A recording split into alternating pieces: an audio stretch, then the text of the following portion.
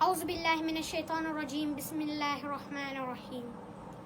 درنو قدرمنو مینوالو او خوږو ماشومانو، زه سالار ننګرهارۍ یم. یو ځل بیا د ستاسو په خدمت کې حاضر یم. د ټول نه اول به زه تاسو ته نبي ډالۍ وړاندې کوم چې السلام علیکم ورحمت الله وبرکاتو.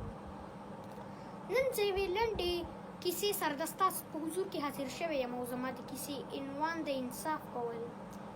وایي چې سلطان محمود غزنوي د خپل وخت بادشاه بهلول ته وویل چې ته بازار ته لاړ شه او داسې تجارتان او دکاندارانو کاڼي پیدا کړه چې کوم نیم وي، هغې بیا دربار ته راوله چې تر څو موږ ورته سزا ورکړو. نو بهلول ورسره ومنله. نو بهلول لاړو بازار ته او بازار سر نه چالو کړو.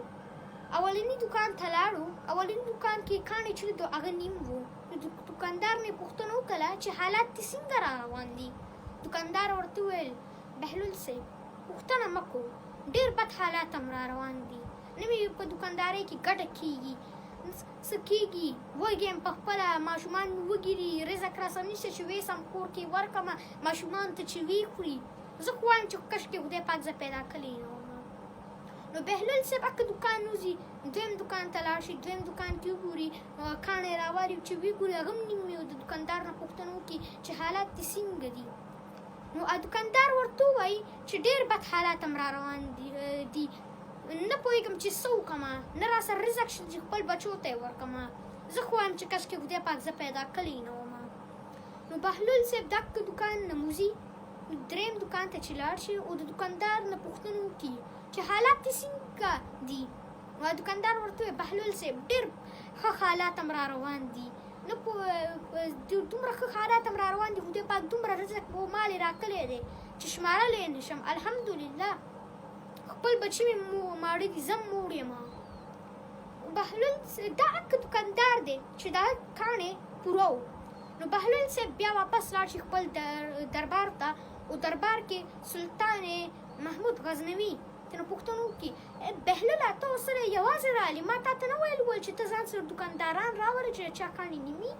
نو بهلول ورته وویلې چې ستا د سزا او د انعام هیڅ ضرورت نشته. د چا کاڼی چې نیم وو خدای پاک ورته سزا ورکړي او د چا کاڼی چې پوره و هغې ته خدای پاک انعام ورکړي.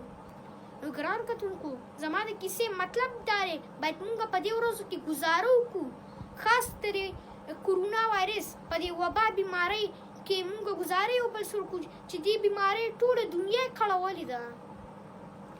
باید موږ د غریبانو یتیمانو سره انصاف وکړو، بې انصافي نه کړو.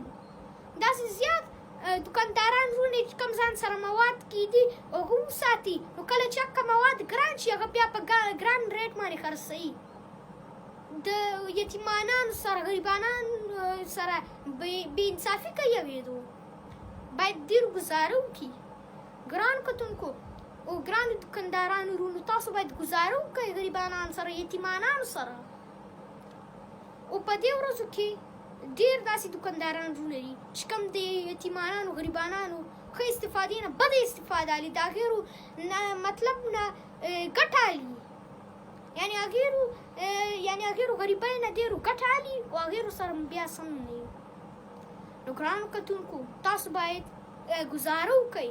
والسلام علیکم ورحمت الله وبرکاتو. د ستاسو ورور سالار ننګرهارۍ. او ګرانو کتونکو تاسو زما دا ویډیو لایک کړئ، شیر کړئ او د خپل دعاګانو کمنټونه راته وکړئ تر څو زه خپله بله ویډیو جوړه کړم او تاسو ته یې د ستاسو په حضور کې شریکه کړم. والسلام.